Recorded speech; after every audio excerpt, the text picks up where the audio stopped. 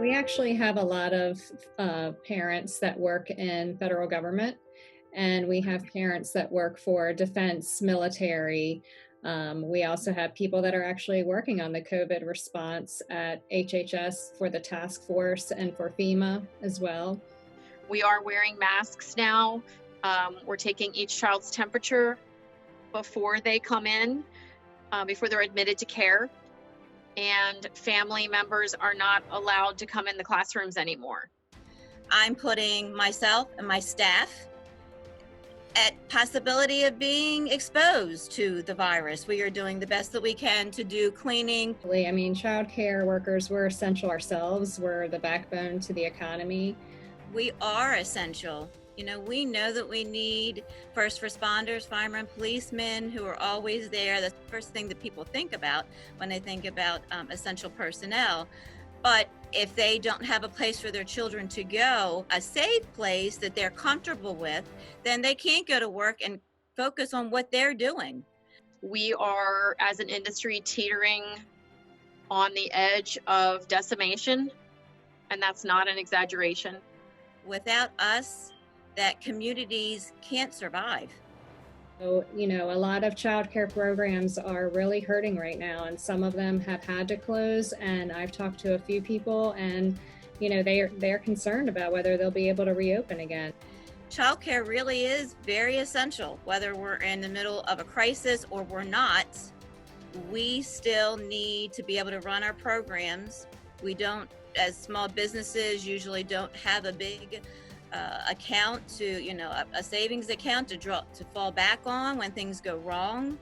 We try our best, but when the money's not there, the money's not there. Some of us have been able to access the federal and state relief funds. In my case, I've applied for 3 programs, received nothing so far. We've been undercompensated for a long time, and the reason why that is because the compensation that we're able to provide to our teachers is based off of the tuition rates we charge.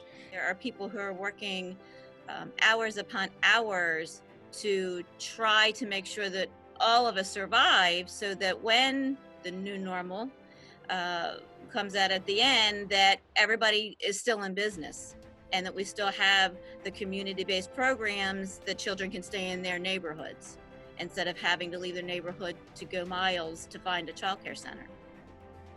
I think a lot of us are advocating for the field in a way that we might not have in the past.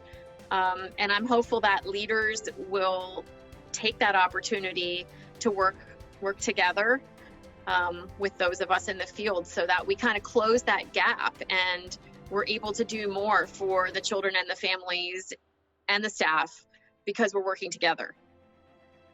But at the end of the day, it's all about the kids. What are we going to give those children as a takeaway? Are we going to give them a good foundation to be able to have school readiness? Are they going to be socially, emotionally ready? Absolutely love to see a child thriving. I love to walk through and see them learning something for the first time and feeling so accomplished in their successes. It's really amazing to see, what successes they're heading towards and what the future looks like for them.